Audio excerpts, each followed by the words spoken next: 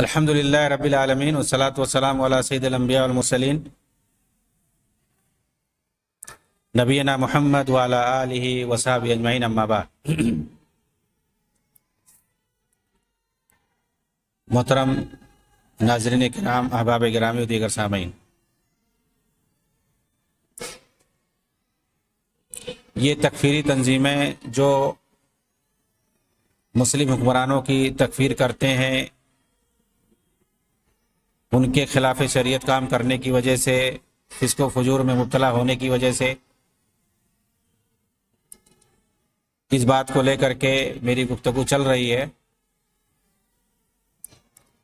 اور میں نے بتایا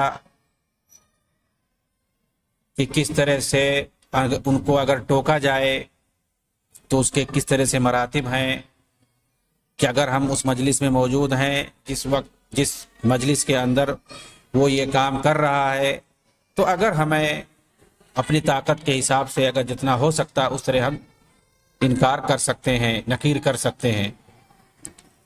اگر اس کو ہاتھ سے روکنے کی گنجائش ہے تو ہاتھ سے روکیں گے،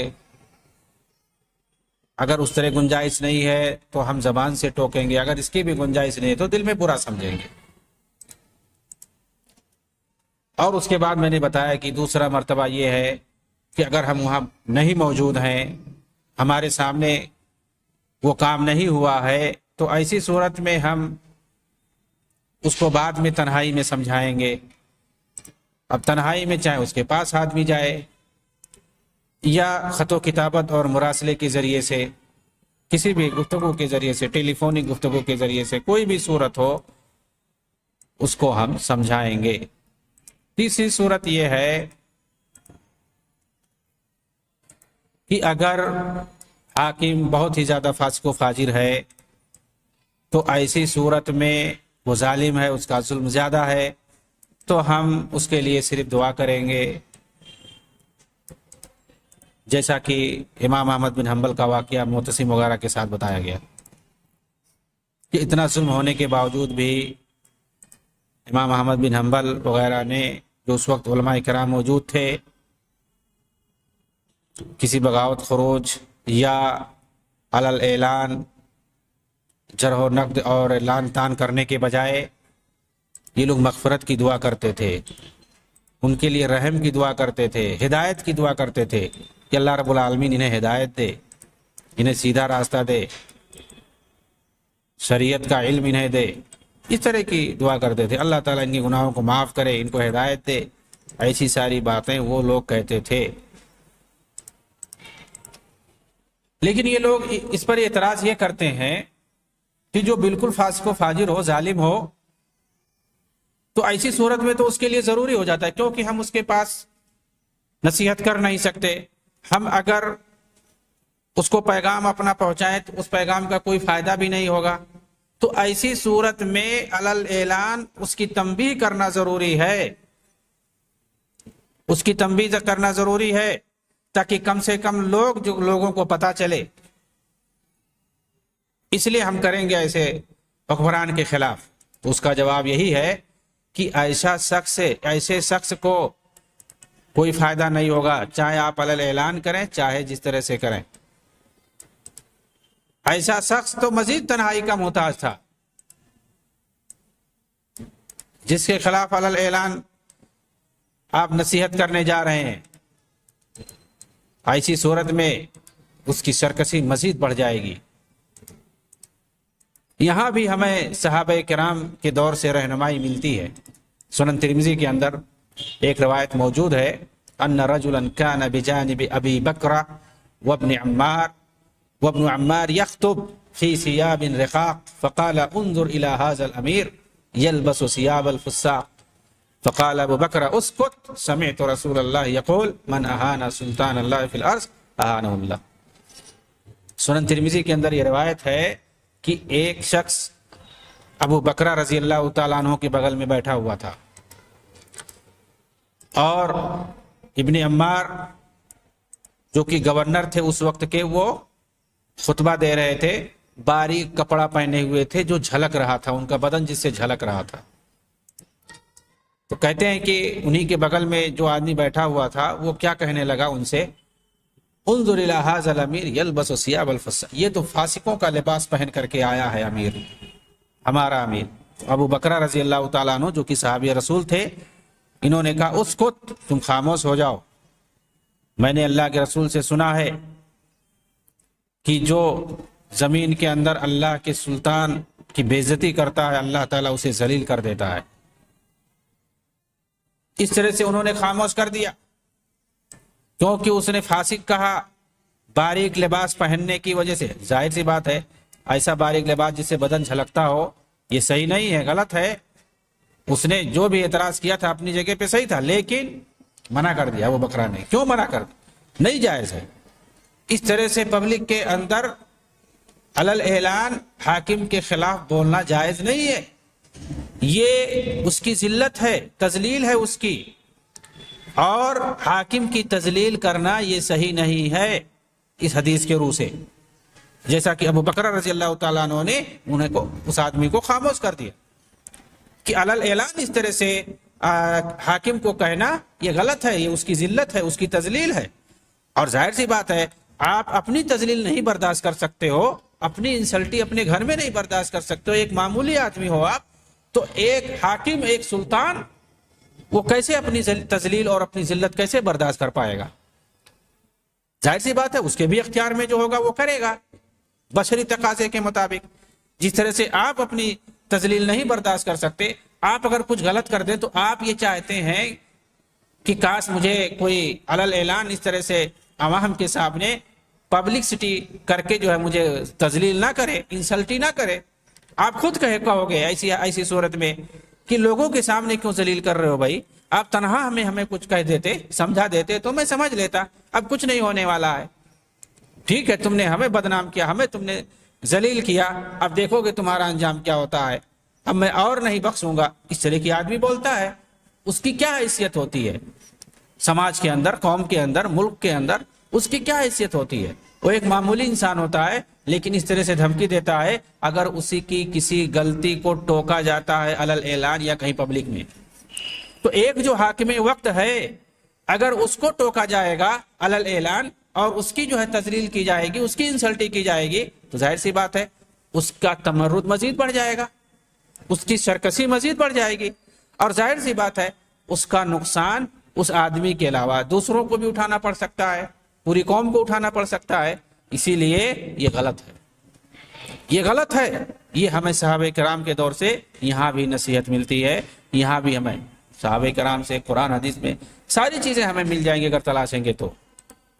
غور کریں، اس آدمی نے قابل اعتراض چیز ہی دیکھ کر، قابل اعتراض چیز تھی اس نے جو اعتراض کیا تھا، اور اس کا اعتراض کرنا بھی حق تھا کیونکہ وہ لباس فسق و فجور ہی کا لباس تھا، اور فاسق کی غیبت کا کوئی اعتبار نہیں ہوتا۔ لیکن اس شخص نے جیسے ہی اعتراض کیا، سب کے سامنے ابو بکرہ رضی اللہ تعالیٰ عنہ نے فوراً منع کر دیا اور حدیث رسول سنا دی فوراً، اور اس کی وجہ بھی بتائی کہ اس اعتراض سے فتنہ و فساد پھیلنے کا اندیشہ ہے جس میں مصلحت سے زیادہ نقصان ہے۔ انہوں نے یہ جو انہوں نے وجہ بتائی یہ بہت اہم ہے کہ تم جو کہہ رہے ہو تمہارا اعتراض برحق ہے، لیکن تمہارے اس اعتراض سے جو فتنہ و فساد پھیلے گا وہ مصلحت سے زیادہ نقصان ہے۔ تو یہ آدمی کب سمجھتا ہے؟ جب اصول پڑھتا ہے۔ اصول جب پڑھے گا تب اس کو بات سمجھ میں آئے گی کہ مصلحت راجحہ کسے کہتے ہیں، احون البلیتین کسے کہتے ہیں۔ اور جب اصول نہیں پڑھتا ہے، اس کو کوئی ایک حدیث پڑھ لیا کہیں پر لٹریچر کے اندر آ گیا کسی کی، اب اسی حدیث کو لے کر کے اس پر عمل کرنا شروع کر دیا۔ جو اصول پڑھتا ہے ساری حدیثیں اس کی نظر میں ہوتی ہیں، قرآن کی ساری آیتیں اس کی نظر میں ہوتی ہیں، پھر اس کے بعد وہ تطبیق دے کر کے سمجھتا ہے کہ اس سے کیا مراد ہے، اس سے کیا مراد ہے، کس پر کیسا عمل کرنا چاہیے۔ آئیے آگے دیکھتے ہیں یہ اور اعتراض کیا کرتے ہیں ایسی صورت میں۔ نبی اکرم صلی اللہ علیہ وسلم نے مشرکین کو جزیرہ عرب سے نکالنے کا حکم دیا تھا، جزیرہ عرب سے نکالنے کا حکم دیا، مگر عرب حکمران نے امریکی فوج کو داخل کیوں کیا؟ اس لیے ہم ان کی تکفیر کرتے ہیں اور ہم ان کے خلاف لڑتے ہیں۔ کیوں انہوں نے لایا؟ ظاہر سی بات ہے، امریکی فوج جو ہے وہ کافر ہے، تو کافروں کو انہوں نے کیوں جگہ دی؟ اللہ کے رسول نے کہا کہ مشرکین کو نکال دو جزیرۃ العرب سے، اور یہ لوگ لا کر کے بسا رہے ہیں، اسی لیے ہم ان کے خلاف ہیں۔ یہ ایک ان کا اعتراض ہے تکفیری تنظیموں کا۔ اور باقاعدہ سعودی کے اندر 80 اور 90 کی دہائی میں ان تکفیریوں نے سلمان عہدہ، سلیمان الوان، خالد الراشد وغیرہ کی قیادت میں باقاعدہ مظاہرہ کیا تھا۔ قصیم سے ریاض گئے تھے یہ لوگ، باقاعدہ بہت بڑا مظاہرہ لے کر کے، ریلی بنا کر کے گئے تھے۔ اس وقت ملک فہد کی حکومت، انہوں نے کہا ٹھیک ہے ایسا کریے آپ لوگ، یہ جس گاڑیوں پر سوار ہو کر کے آئے ہو یہ ساری گاڑیاں امریکہ کی ہیں، یہیں چھوڑ کے چلے جاؤ اور تم لوگ پیدل جاؤ، امریکی فوج کل چلی جائے گی نکل کر کے۔ چپکے سے سب لوگ بھاگ گئے، کوئی نہیں گاڑی چھوڑا اپنی۔ کہا بھائی جس گاڑی پر تم لوگ سوار ہو کر کے آئے ہو ٹوٹل یہ سب امریکہ کی ہے، امریکہ سے لائی ہوئی ساری گاڑیاں جس کو تم لوگ خرید کے اس پر چل رہے ہو، انہی سے ہم لوگ گاڑی منگاتے ہیں، چھوڑ کر کے چلے جاؤ تم لوگ۔ سب لوگ اپنی اپنی گاڑی لے کر کے واپس چلے گئے۔ یہ ہے ان کی اوقات۔ امریکہ میں ان کی اولاد پلتی ہے، وہیں پڑھتی ہے، وہیں رہتی ہے، فیملی کے ساتھ سیٹلمنٹ یہ رہتے ہیں کافر ملکوں میں، اور اس کے بعد آ کر کے عربوں میں تقریر کریں گے، عرب نوجوانوں کو ابھاریں گے کہ حدیث میں ہے کہ مشرکوں کو جزیرہ سے نکال دو، اور یہ حکام جو ہیں فاسق ہیں، فاجر ہیں، یہ لوگ ان کو جگہ دیتے ہیں، امریکی فوج کو جگہ دیتے ہیں، یہاں پر تقریر کرتے ہیں، نوجوانوں کو ابھارتے ہیں، بغاوت پر ابھارتے ہیں، خروج پر ابھارتے ہیں، جہاد پر ابھارتے ہیں۔ کس کے خلاف؟ مسلم حکمرانوں کے خلاف۔ اور اپنے بچوں کو امریکہ بھیجتے ہیں پڑھنے کے لیے، اپنے بچوں کو نہیں لاتے ہیں اور خود نہیں جاتے ہیں، یہ نہ اپنے بچوں کو بلاتے ہیں، اپنے گھر والوں کو سیف رکھتے ہیں۔ اپنے بچوں کو تو تعلیم، اعلیٰ تعلیم حاصل کرنے کے لیے امریکہ اور یورپ بھیجتے ہیں، چاہے وہ یوسف قرضاوی، چاہے وہ سلمان عہدہ ہو، کوئی بھی ہو، ان کا بایو ڈاٹا، ان کے محمد مرسی، جتنے ان کے بڑے بڑے لیڈران ہیں، سید مودودی، اخوانی اور تحریکیوں کے جو بڑے بڑے سربراہ ہیں، حتیٰ کہ بڑے بڑے ایرانی سربراہ، ان کی اولاد یورپ اور امریکہ میں رہتی ہے، پڑھتی ہے۔ آپ جائیں اس وقت جو وزیر خارجہ جواز ظریف، اس کے بچوں کے بارے میں ڈیٹا نکال کر کے دیکھیں کہ کہاں یورپ میں، کس امریکہ میں کہاں کہاں یہ لوگ پڑھتے ہیں، رہتے ہیں۔ جو لوگ سب سے زیادہ یورپ امریکہ کے خلاف بولتے ہیں، مسلمانوں کو ابھارتے ہیں، بدزنی پیدا کرتے ہیں مسلم حکمرانوں کے خلاف، انہی کی اولاد یہ سب امریکہ یورپ میں پڑھتی ہے اور وہاں عیش کرتی ہے، اور یہ لوگ خود وہیں جا کر کے رہنے لگتے ہیں بڑھاپے پہ۔ جب بڈھا ہوتے ہیں تو وہیں جا کر کے رہتے ہیں اپنے بچوں کے پاس، اور وہیں موت ہوتی ہے، وہیں سے لاش آتی ہے ان کی امریکہ سے، یورپ سے۔ سید مودودی کا آپ جو ہے جا کر کے ڈیٹا پڑھ لے، انہوں نے انگریزی پڑھایا اپنے بچوں کو، کسی کو دینی تعلیم نہیں دی، 9 بچے تھے ان کے پاس، امریکہ انہوں نے بھیجا، اور ان کے بچے نے وہاں امریکہ میں بلایا ان کو علاج کے لیے، ان کا علاج ہوا، وہیں مرے۔ ان کی لاش آئی تو کہاں آئی؟ وہاں سے پاکستان آئی، لاش وہاں سے آئی امریکہ سے۔ تو آپ کیا سمجھتے ہیں؟ یہ لوگ جو مسلم ممالک میں مسلم نوجوانوں کو مسلم حکمرانوں کے خلاف ابھارتے ہیں، لیکن اپنے بچوں کو یہ لوگ انگریزی تعلیم دلاتے ہیں یورپ اور امریکہ میں، اور وہیں بھیجتے ہیں، وہیں سیٹلمنٹ ہو جاتے ہیں خود بھی، اور انہی کے خلاف نفرت دلاتے ہیں دوسروں کو، اور اپنا محبت کرتے ہیں، ان کے جا کر کے تلوے چاٹتے ہیں اور دوسروں کو ابھارتے ہیں ان کے خلاف۔ یہ منافقوں کی حالت، ان منافقوں کا یہ کردار ہے۔ اب ہم اس پر گفتگو کریں گے تفصیل سے کہ جزیرۃ العرب سے نکالنے کا جو حکم ہے اس کا کیا مطلب ہے، اس کا تعلق امریکی فوج کے وقتی طور پر جزیرۃ العرب میں رہنے سے کچھ فرق پڑتا ہے یا نہیں پڑتا ہے۔ 3 سوال کا جواب مل جائے تو مسئلہ حل ہو جائے گا۔ پہلا سوال یہ کہ جزیرۃ العرب کا حدود اربع کیا ہے، دوسرا سوال یہ کہ حربی کافر اور غیر حربی کافر کے نکالنے میں فرق ہے یا نہیں، یعنی فرق کریں گے یا نہیں کریں گے۔ تیسرا سوال یہ ہے، مطلب یہ ہے کہ جو جن کو نکالنے کی بات ہے اس سے کون سا کافر مراد ہے، حربی کافر یا غیر حربی کافر۔ تیسرا سوال یہ ہے کہ کیا کفار کو جزیرہ عرب میں کسی جائز مصلحت کے تحت وقتی طور پر بلانا جائز ہے یا نہیں۔ تو پہلا سوال جزیرہ عرب کا حدود اربع کیا ہے، جزیرہ عرب کہاں سے کہاں تک مراد ہے، کہاں سے نکالنے کی بات ہے، اس میں کافی اختلاف ہے علماء کے درمیان۔ اس کی پوری تفصیل آپ جائیں فتح الباری میں دیکھیں، حافظ ابن رجب کی جلد نمبر 6 صفحہ نمبر 171۔ اس کا خلاصہ جو ہے میں ترجمہ کر رہا ہوں۔ ابن حجر کہتے ہیں کہ امام زہری نے کہا، امام زہری یہ کب کے ہیں، عمر بن عبدالعزیز کے زمانے کے ہیں، یعنی پہلی صدی ہجری کے آخر کے ہیں، یہ پہلی صدی ہجری، آج سے 1400 سال پہلے کے ہیں، یہ پہلی صدی ہجری کے آخر کے ہیں، یہ عمر بن عبدالعزیز کے زمانے کے امام زہری رحمۃ اللہ علیہ۔ ابن حجر کہتے ہیں کہ امام زہری نے کہا جزیرۃ العرب المدینہ، جزیرہ عرب سے مراد مدینہ ہے۔ اس کا مطلب کیا ہوا، اگر کوئی ریاض میں رہتا ہے کوئی مسئلہ نہیں، بس یہ ہے کہ مدینہ میں نہ رہے، مدینہ سے نکال دو۔ آگے دیکھتے ہیں دوسرے لوگ کیا کہتے ہیں۔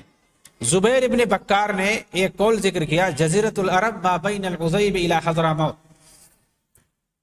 جزیرۃ العرب سے مراد عزیب سے لے کر کے حضرموت تک۔ عزیب ایک علاقہ ہے اور حضرموت بھی ایک علاقہ ہے، یہ جنوبی جزیرے عرب کے اندر ہے، یمن کے اندر۔ خلیل بن احمد فراہیدی یہ بہت بڑے لغوی عالم گزرے ہیں دوسری صدی ہجری کے، ان کا کیا کہنا ہے، سمیت جزیرۃ العرب لأن بحر فارس وبحر الحبشہ والفرات ودجلہ احاطت بها وہی ارض العرب ومعدنها۔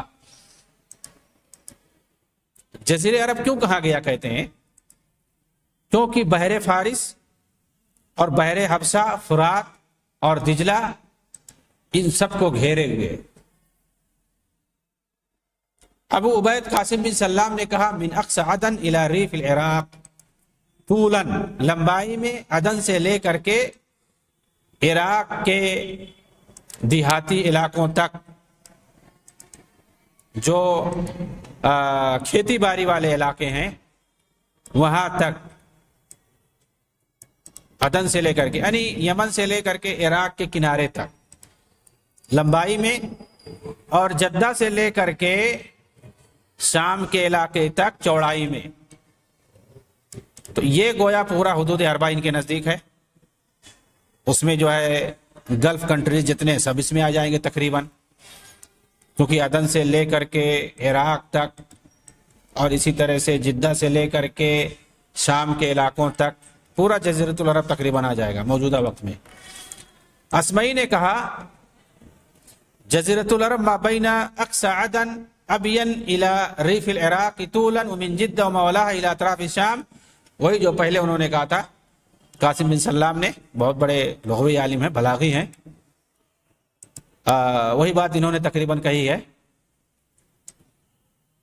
اس میں بھی اسمعی کے قول کے مطابق اور ابو عبید قاسم بن سلام کے قول کے مطابق جزیرۃ العرب موجودہ وقت میں یمن، سعودی عرب سے لے کر کے عمان اور اسی طرح سے امارات، بحرین، کویت، قطر، یہ جو پورا گلف کنٹری جسے کہتے ہیں، یہ سب آ جائیں گے۔ اس کے بعد آگے ابن حجر لکھتے ہیں لیکن مشرکوں کو جہاں جانے سے منع کیا جائے گا، جزیرۃ العرب کا پہلے انہوں نے حدود اربع بتایا مختلف علماء کے اقوال کی روشنی میں۔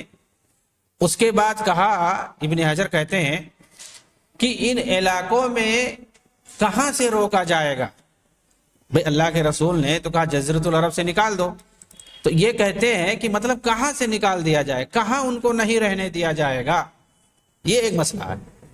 کہاں سے نکالا جائے گا؟ بھائی اللہ کے رسول صلی اللہ علیہ وسلم کے زمانے میں طائف کے اندر رہتے تھے وہ لوگ، یہود و نصارہ رہتے تھے، نجران میں رہتے تھے عیسائی رہتے تھے، طائف میں یہودی رہتے تھے۔ اللہ کے رسول کے زمانے میں، ابو بکر صدیق کے زمانے میں، حضرت عمر کے زمانے میں سارے یہودی رہتے تھے، عیسائی رہتے تھے۔ آپ نے نہیں نکالا، اللہ کے رسول نے نہیں نکالا، ابو بکر نے نہیں نکالا، عمر نے اپنے زمانے خلافت کے ابتدا میں نہیں نکالا، اور اللہ کے رسول نے بہت پہلے کہہ دیا تھا کہ مشرکوں کو جزیرۃ العرب سے نکال دینا۔ اس کا مطلب کیا ہے؟ تو وہی کہہ رہے ہیں بھائی کہاں سے نکالنے کے لیے اللہ کے رسول نے کہا ہے؟ جزیرۃ العرب تو ٹھیک ہے، اس کا حدود اربع ہے، کچھ لوگ کچھ کہہ رہے ہیں، کچھ کہہ رہے ہیں، لیکن ہم مان لیتے ہیں جتنے اس وقت موجودہ دور میں جتنے گلف کنٹریز ہیں پورا جزیرۃ العرب مراد ہے۔ لیکن جو اللہ کے رسول نے کہا کہ جزیرۃ العرب سے نکال دیا جائے، تو اس کا کیا مطلب ہے؟ کہاں سے نکال دیا جائے؟ تو کہہ رہے ہیں اس سے مراد یہ ہے، یعنی جو منع والی جگہ ہے کہ وہاں نہ آنے دیا جائے، وہاں سے نکال دیا جائے، اس سے مراد حجاز ہے۔ حجاز یعنی مکہ، مدینہ اور امامہ اور اس کے آس پاس کی جو زمین ہے، جس کو ہم حرمین کہتے ہیں، اور آس پاس کے علاقے، جو حجاز کا علاقہ ہے وہاں سے نکالنے کی بات ہے۔ لیکن اگر کوئی نجد میں آئے، جسے جہاں ریاض ہے، قصیم ہے، اور دوسرے علاقے ہیں، اسی طرح سے جو ہے عمان ہے، امارات ہے، قطر ہے، کویت ہے، یہ سارے علاقے ہیں، اور اسی طرح سے سعودی عرب کے اندر ریاض سے لے کر کے قصیم، کتیب، دمام وغیرہ، یہ سارے علاقے، تو یہ بھی سب جزیرۃ العرب میں آتے ہیں۔ لیکن یہ سب نہیں مراد، بلکہ حجاز مراد ہے۔ یہ کون کہہ رہا ہے؟ ابن حجر رحمۃ اللہ علیہ کہہ رہے ہیں کہ منع جہاں سے کیا جائے گا ان کو، وہ مکہ، مدینہ اور اس کے آس پاس کے علاقے، نہ کہ تمام اس سرزمین پر جس پر جزیرہ عرب کا اطلاق ہوتا ہے، کیونکہ علماء کا اتفاق ہے کہ یمن میں مشرکوں کو جانے سے منع نہیں کیا جائے گا، تو یمن بھی تو جزیرہ عرب کا حصہ ہے۔ تو کہہ رہے ہیں کہ اگر کوئی وہاں جاتا ہے تو وہاں سے نہیں نکالا جائے گا، جبکہ یہ حصہ بھی جزیرہ عرب میں شامل ہے۔ یہی جمہور کا مسلک ہے، ابن حجر کہہ رہے ہیں۔ البتہ احناف کے نزدیک، آئیے احناف سب سے زیادہ پائے جاتے ہیں عالم اسلام میں، حنفی سب سے زیادہ پائے جاتے ہیں۔ ان کا کیا کہنا ہے؟ احناف کا کیا مسلک ہے؟ ان کے نزدیک سوائے مسجد حرام کے ہر جگہ جا سکتا ہے مشرک، رہ سکتا ہے۔ کہاں نہیں جانے دیا جائے گا مشرکوں کو؟ مسجد حرام کے اندر، اس کے علاوہ کہیں بھی جا سکتا ہے، رہ سکتا ہے۔ اور امام مالک سے بغرض تجارت حرم میں جانا بھی جائز ہے، مالکیہ کے نزدیک، کہ اگر تجارت کے لیے آ رہا ہے تو حرم میں بھی جا سکتا ہے۔ اب دیکھیں، امام شافعی کے نزدیک حرم میں حاکم وقت کی اجازت سے ہی جا سکتا ہے اگر کوئی مصلحت ہے۔ دیکھیے یہ سب ائمہ کی بات ہے، علماء سلف کی بات ہے۔ امام شافعی، امام ابو حنیفہ، امام مالک، امام ابن حجر اور امام زہری، پہلی صدی ہجری کے سب سے پہلے امام ہیں یہ۔ امام زہری سب سے پہلے، تقلیدی مذہب کا اس وقت وجود نہیں۔ ان سب لوگوں کے نزدیک، حنفیوں کے نزدیک، حرم کے علاوہ، اور وہ بھی مسجد حرام کے علاوہ کہیں بھی جا سکتے ہیں۔ اور امام مالک کے نزدیک اگر بغرض سے تجارت جانا ہے تو وہاں بھی جا سکتے ہیں، یعنی سیاحت کی وجہ سے نہیں جا سکتے، دیکھنے اپنے ٹور کے طور پر، لیکن تجارت کے لیے جا سکتے ہیں۔ امام شافعی دیکھیے کیا کہہ رہے ہیں کہ اگر حاکم وقت مصلحت کوئی سمجھتا ہے تو حرم میں بھی جا سکتا ہے کسی مصلحت کی وجہ سے۔ اب سوال یہ ہے کہ آج کے علماء جب یہ فتویٰ دیتے ہیں کہ ریاض کے اندر کسی مصلحت کی وجہ سے اگر حاکم وقت چاہے تو بلا سکتا ہے اپنے دفاع کے لیے، اس کی تو کہتے ہیں کہ یہ درباری ملا ہے۔ امام شافعی کو آپ کیا کہیں گے؟ وہ تو حرم کی بات کہہ رہے ہیں جو کہ حجاز کے اندر ہے۔ اور یہ جو آج کے علماء سنت نے جو فتویٰ دیا تھا کہ کسی مصلحت کی وجہ سے حاکم وقت اگر چاہتا ہے تو وہ بلا سکتا ہے، تو وہ تو انہوں نے نجد میں بلانے کے لیے کہا تھا، نجد کے اندر ریاض میں بلانے کے لیے کہا تھا، نہ کہ حجاز کے اندر، بلکہ نہ کہ حرم کے اندر۔ اور امام شافعی تو کہہ رہے ہیں کہ حرم کے اندر بھی اگر کوئی بلانا چاہتا ہے تو بلا سکتے ہیں۔ مثال کے طور پر 1400 میں، یعنی آج سے تقریباً 40 سال پہلے، جب حرم پر خوارج وقت نے قبضہ کرنے کی کوشش کی تھی اور ایک خارجی نے خود کو کہا تھا میں امام مہدی ہوں، اور ان لوگوں نے وہاں پر مسجد حرام کے اندر قتل و خونریزی کی تھی، اس وقت امام شافعی کے اس قول کی روشنی میں کافر فوجوں کو بلا کر کے حرم کے اندر داخل کیا جا سکتا تھا، مصلحت کا تقاضا یہی تھا۔ لیکن فتویٰ بھی لیا گیا اور فتویٰ دیا بھی گیا اسی کے مطابق کہ بلایا جا سکتا ہے، لیکن سعودی حکومت نے صرف مشورہ لیا اور وہاں پر کافر فوجوں کو نہیں جانے دیا۔ کچھ لوگ کہتے ہیں کہ فرانسیسی فوجیں آئی تھیں، یہ سب غلط ہے، صحیح نہیں ہے، بلکہ میں کہتا ہوں کہ کوئی اجنبی فوج وہاں گئی ہی نہیں تھی، چاہے وہ مسلم فوج ہی کیوں نہ ہو۔ کچھ لوگ کہتے ہیں پاکستان کی فوج گئی تھی، اس کا بھی صحیح ثبوت نہیں ہے، اس کی کئی تردیدیں باقاعدہ موجود ہیں۔ تو خلاصے کلام صرف یہی ہے 1400 کے تعلق سے کہ کوئی کافر فوج کو وہاں نہیں بلایا گیا تھا، حالانکہ مصلحت کے تقاضے کے مطابق بلا سکتے تھے، لیکن انہوں نے مسلم فوج کو نہیں بلایا تو کافر فوج کی کیا ضرورت تھی؟ ہاں بتایا جاتا ہے کہ مشورہ لیا گیا تھا، لیکن کسی کافر فوج کو اندر نہیں بلایا گیا تھا، سارا معاملہ خود سعودی فوج نے ڈیل کیا تھا۔ اب بتائیے کہ امام شافعی نے باقاعدہ حرم کے اندر جانے کی اجازت دی ہے مصلحت کے تحت، تو کیا امام شافعی کے مقابلے میں ان لوگوں کے جو علماء جن کو کہتے ہیں یہ لوگ، جبکہ وہ خارجی صفت کے لوگ ہیں، لٹریچر پڑھ کر کے اپنے آپ کو مجاہد بنے ہوئے ہیں، ان سے فتویٰ لے کر کے یہ تکفیر کرتے ہیں آج کے حکمرانوں کی؟ کیوں؟ کیونکہ انہوں نے جزیرۃ العرب میں نجد کے علاقے میں کافر فوجوں کو بلایا ہے مصلحت کی وجہ سے۔ کہتے ہیں اللہ کے رسول نے کہہ دیا تو کیوں بلائیں؟ مطلب جان دے دو لیکن بلاؤ نہیں کسی کو۔ اب امام شافعی کے اس قول کا یہ کیا جواب دیں گے جو کہتے ہیں کہ مصلحت کا اگر تقاضا ہے تو حاکم وقت کو اجازت ہے حرم کے اندر بھی وہ بلا سکتا ہے۔ اب بتائیے، اب غیر حرم میں، حرم تو ظاہر سی بات ہے مکہ اور مدینہ کے اندر حرم پایا جاتا ہے، اس کا مطلب یہ ہوا کہ حرم سے باہر یعنی مکہ مدینہ سے باہر تو بدرجہ اولا بلا سکتے ہیں۔ جب حرم کے اندر بلانے کی اجازت ہے، اگر کوئی مصیبت آ جائے، کوئی مصلحت ہو، مصلحت کا تقاضا ہو تو کافر فوجوں کو بلا سکتے ہیں، تو ظاہر سی بات ہے اگر مصلحت کا تقاضا ہے حرم سے باہر تو اس کے بدرجہ اولا بلا سکتے ہیں۔ اس تفصیل سے کیا پتا چلا کہ جزیرے عرب میں کسی مصلحت کے تحت بلانا جائز ہے، جیسا کہ صحیح بخاری میں ہے کہ خیبر کے یہودیوں کو رسول اکرم نکالنا چاہتے تھے مگر مصالحت ان سے کر لی اور کہا نقرکم بہا علی ذالک ما شئنا، ہم تم کو یہاں ٹھہرائیں گے جب تک ہمارا دل کہے گا۔ اس سے پتا چلا کہ کسی خاص مصلحت کی وجہ سے روکا جا سکتا تھا، ان کو اللہ کے رسول نے روکا تھا کیونکہ ان سے کام لینا تھا، کھیتی باڑی، وہاں سارے صحابہ چلے جاتے اپنے اپنے کھیت دیکھنے کے لیے، تو مناسب نہیں تھا، ان کو وہاں پہ ٹھہرایا۔ مصلحت تھی کہ یہ کھیتی باڑی کریں گے اور ہم جا کر کے سال میں ان سے اپنا حصہ بٹا کر کے لے آئیں گے۔ ظاہر سی بات ہے جب مصلحت ختم ہو جائے تو نکال دینا چاہیے، یعنی جب تک مصلحت ہے تب تک رکھنا چاہیے، اور مصلحت ختم ہو جائے تو نکال دیجئے۔ آپ معاہدہ کر کے رہیے، اور جب تک جہاں تک مصلحت ہو آپ معاہدہ کر لیجئے کہ آپ اتنے دن تک ہمارے یہاں رہیں گے، جیسا کہ سیدنا عمر رضی اللہ تعالیٰ عنہ نے بعد میں مصلحت ختم ہو جانے کی بعد انہیں نکال دیا۔